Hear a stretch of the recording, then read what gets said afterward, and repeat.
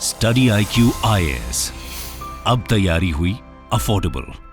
नमस्कार दोस्तों फाइनली जो है रेसलर्स के द्वारा जो प्रोटेस्ट किया जा रहा था और उनके द्वारा वार्निंग दी गई थी, 15 जून तक का समय दिया गया था कि जो बृजभूषण सिंह हैं जिनके ऊपर सेक्सुअल हैरेसमेंट का आरोप लगाया गया है रेसलर्स के द्वारा, उनके द्वारा कहा गया था कि अगर 15 जून तक चार्जशीट फाइल नहीं की गई तो वो वापस प्रदर्शन करेंगे। लेकिन फाइनली कल जो है दिल्ली पुलिस के द्वारा चार्जशीट फाइल कर दी गई है। ये आप देख सकते हो, chargesheet filed, will wrestling body chief Brijbhushan Sharan Singh will be arrested. तो क्वेश्चन यही है कि क्या अब उनको अरेस्ट किया जाएगा। तो यहां पर कई सारी चीजें शायद आप लोगों को पता नहीं होगी कि चार्जशीट होता क्या है, यहां पर क्या क्या चीजें लिखी गई हैं चार्जशीट के अंदर, किस तरह के आरोप लगाए गए हैं। वैसे मैं आपको बता दूं, दिल्ली पुलिस ने यह कहा है कि यह जो केस है वो बहुत ही वाटर टाइट हमने बनाया है, मतलब इसमें किसी भी प्रकार की कोई फॉल्ट नहीं निकाल सकता। तो इसके बारे में हम डिटेल से जानेंगे कि एग्जैक्टली किया क्या है दिल्ली पुलिस ने। चलिए आगे बढ़ते हैं, लेकिन उससे पहले ध्यान रखिएगा, आप में से जितने भी लोग यूपीएससी 2024 की प्रिपरेशन कर रहे हैं, 19 जून से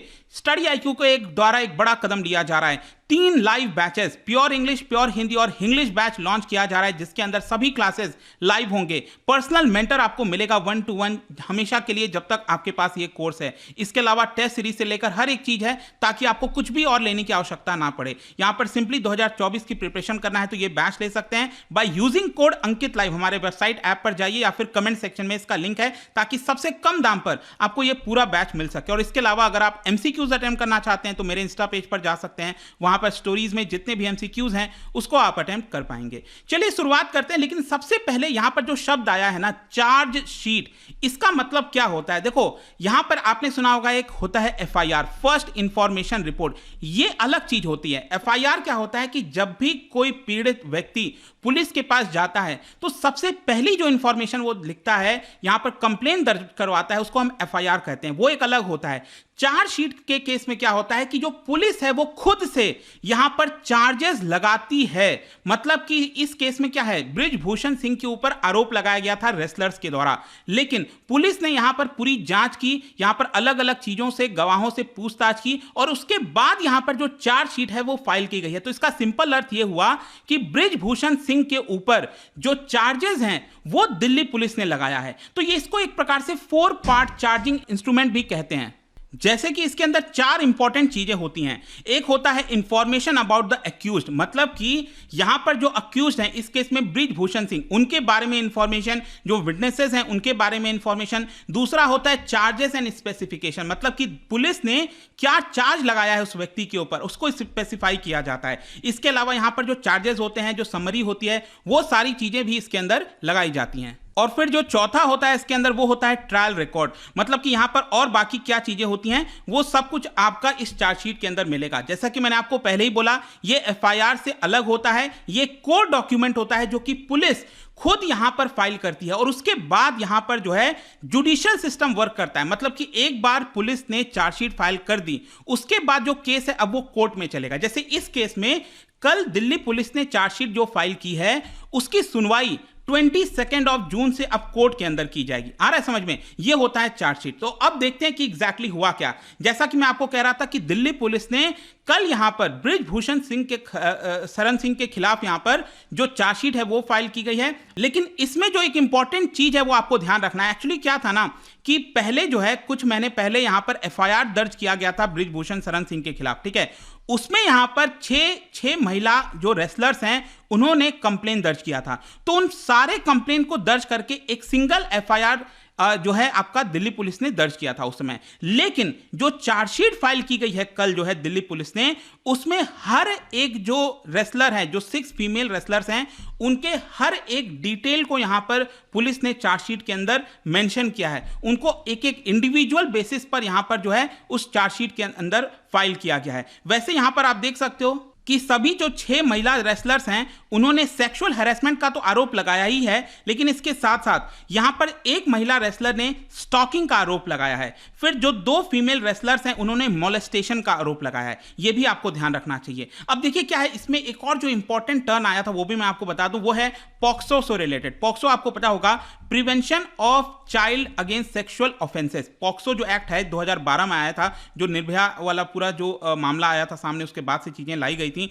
तो ये एक ऐसा कानून है जिसमें अगर आपका चार्जशीट दायर होता है तो तुरंत आपको यहां पर अरेस्ट कर लिया जाता है, ठीक है। लेकिन क्या हुआ था कि इसमें पहले एक महिला रेसलर थी, उन्होंने कंप्लेन दर्ज किया था कि उनकी उम्र 18 वर्ष से कम की थी जब उनके साथ हैरेसमेंट किया गया, लेकिन बाद में उन्होंने अपना कंप्लेन वापस ले लिया था। और इसी को देखते हुए यहां पर जो पॉक्सो वाला एक्ट है वो हटा दिया गया है बृजभूषण शरण सिंह के खिलाफ, ठीक है। तो वो पॉक्सो एक्ट वहां से हटा दिया गया, लेकिन बाकी की जो चीजें हैं उसमें दिल्ली पुलिस का कहना है कि देखिए हमने केस को बहुत ही वाटर टाइट रखा है। कहने का मतलब है कि ऐसा केस हमने बनाया है कि यहां पर कोई भी फॉल्ट नहीं हो सकता। अब समय बताएगा कि यह केस कितना खरा उतरता है कोर्ट के अंदर। लेकिन यहां पर फर्दर अगर मैं आपको बताऊं, इस केस में यहां पर एक स्टॉकिंग का केस मैंने आपको बताया ना, एक महिला रेसलर है उसने लगाया। बेसिकली ये स्टॉकिंग का केस रिलेट करता है 2012 से। यहां पर जो कंप्लेनेंट है, जो महिला रेसलर थी, उनका कहना था कि एक टूर्नामेंट के दौरान जो है, जो रेसलिंग का टूर्नामेंट हो रहा होगा,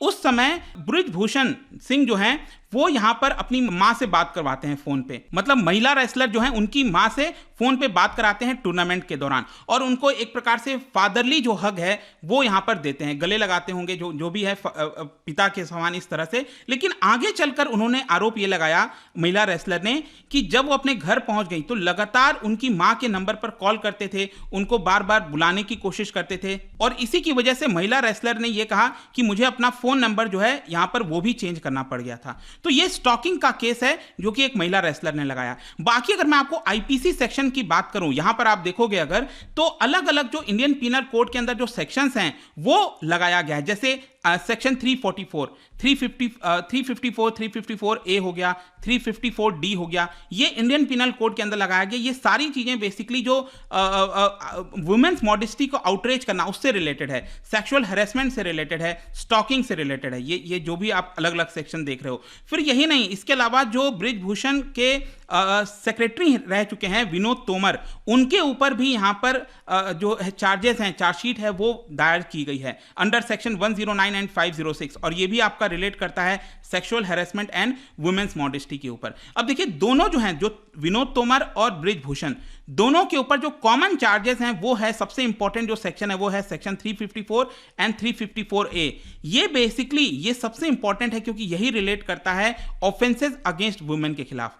तो इसी को लेकर पूरी सुनवाई है वो यहां पर होने वाली है। लेकिन इसमें एक इंपॉर्टेंट चीज मैं आपको यह बता दूं कि यहां पर जो चार्जेस लगाए गए हैं, अब क्या होता है ना, कोर्ट के अंदर आपको बहुत सारे एविडेंस पेश करने होते हैं, लेकिन जो अभी चार्जशीट दिख रही है उसके हिसाब से बताया जा रहा है कि किसी भी प्रकार का टेक्निकल एविडेंस अभी तक पुलिस ने जमा नहीं कर पाई है।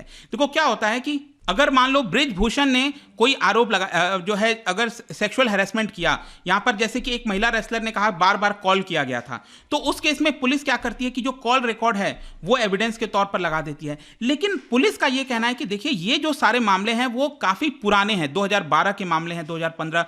तो इसकी वजह से क्या होता है कि जो टेलीकॉम ऑपरेटर्स होते हैं वो 1 साल से ज्यादा कॉल रिकॉर्ड नहीं रखते हैं। तो यही कारण है जिसकी वजह से टेक्निकल एविडेंस अभी तक पुलिस यहां पर नहीं लगा पाई है। अभी तक जो भी मीडिया में बताया गया है वो मैं आपको बता रहा हूं। फिर इसके अलावा पुलिस ने अलग अलग जो विटनेसेस हैं, जैसे एथलीट्स के कोचेस हो गए, कोलीग्स हो गए, उनके साथी लोग हो गए, उन सब से यहां पर पूछताछ करके जो भी एविडेंस है पुलिस ने चार्जशीट के अंदर दायर की है। और पिछले 1 साल का जो कॉल रिकॉर्ड है ना, क्योंकि मैंने आपको बोला 1 साल का ही कॉल रिकॉर्ड टेलीकॉम ऑपरेटर्स रखते हैं, तो पिछले 1 साल का कॉल रिकॉर्ड ही यहां पर एविडेंस के तौर पर रखा गया है। लेकिन यहां पर पुलिस का यही कहना था, जो इन्वेस्टिगेटर है उनका यही कहना था कि देखिए पिछले 1 साल में से ये स्टैब्लिश नहीं होता कि बृजभूषण ने रेसलर्स को स्टॉक किया है या फिर सेक्सुअल हैरेसमेंट का केस उनके ऊपर बनता है। तो इसीलिए मैं आपसे कह रहा हूं कि चार्जशीट दायर हो गई है, काफी कड़े कड़े जो अलग अलग सेक्शंस हैं वो लगाए गए हैं, लेकिन अगेन डिपेंड करता है कि क्या ये कोर्ट के अंदर सिद्ध हो पाता है कि नहीं। खैर जो भी है, चार्जशीट लगाने का सिग्निफिकेंस क्या है, देखो क्या है ना कि ये चार्जशीट लगभग एफआईआर दर्ज होने के 50 दिन के बाद लगाई गई है पुलिस के द्वारा। और यहां पर 28 मई को आपको याद होगा कि एक बड़ा जंतर मंतर पर झड़प देखने को मिला था दिल्ली पुलिस और रेसलर्स के बीच में। इस तरह से आपने देखा होगा, ये लोग नए पार्लियामेंट बिल्डिंग जाना चाहते थे, वहां पर प्रोटेस्ट करना चाहते थे, लेकिन पुलिस ने मना कर दिया था। फिर उसके बाद आपको याद होगा हरिद्वार जो रेसलर्स हैं वो गए, वहां पर बोला जा रहा था कि मेडल्स जो हैं वो गंगा में बहाया जाएगा। खैर उसके बाद एक इंपॉर्टेंट मोड़ आता है, वो ये है कि उनकी मुलाकात होती है union home minister Amit Shah और आगे चलकर जो स्पोर्ट मिनिस्टर हैं अनुराग ठाकुर, और वहां पर वो लोग डिसाइड करते हैं कि 15 जून तक का हम टाइम देते हैं। ये 1 जून को हुआ था और उन्होंने कहा कि 15 जून तक का हम टाइम देते हैं, अगर यहां पर चार्जशीट फाइल कर दी जाती है रेसलर ब्रिजभूषण के खिलाफ, तब हम आगे देखेंगे क्या करना है। तो अब यहाँ पर क्या है ना कि जो साक्षी मलिक हैं उनका स्टेटमेंट आया, यहाँ पर उनका यही कहना है कि अभी हमारे जो वकील हैं वो देख रहे हैं कि चार्जशीट में क्या क्या चीज़ें हैं और फाइनली आगे देखा जाएगा कि क्या होता है। वैसे मैं आपको बोल रहा था कि अब इस केस की सुनवाई 22 जून से होनी है, तो देखना होगा 22 जून से एग्जैक्टली क्या होता है, नहीं होता है। बट आई होप कि ये चार्जशीट के बारे में आपको सब कुछ समझ में आ गया होगा। और जाने से पहले एक इंटरेस्टिंग क्वेश्चन, क्या बता सकते हो कि which of the following is no longer a criminal offence? मतलब कि सुप्रीम कोर्ट ने सेक्शन 497 जो हटा दिया था, स्क्रैप कर दिया था आईपीसी का, उसकी वजह से, यह हटाने की वजह से इन चारों में से कौन सा अब क्रिमिनल ऑफेंस नहीं है? इसका राइट आंसर आप सबको पता है, मेरे इंस्टाग्राम पर तो मिलेगा ही, वहां पर अगर आप नहीं हो कोई बात नहीं, टेलीग्राम से ले सकते हैं इसका सही उत्तर। मैं कई सारे जो एमसीक्यूज हैं वो यहाँ पर स्टोरीज में डालता रहता हूं। बाकी अगर आपको पीडीएफ चाहिए तो टेलीग्राम पर आइए, अलग अलग सोशल मीडिया पर आप जुड़ पाओगे। और जैसा मैंने बताया था, यूपीएससी की अगर आप तैयारी कर रहे हो, just use the code Ankit live to get maximum discount. And I hope की वीडियो आपको पसंद आया होगा। मिलता हूं आपसे next time, till then thank you very much, see you soon. Study IQ IAS, अब तैयारी हुई अफोर्डेबल।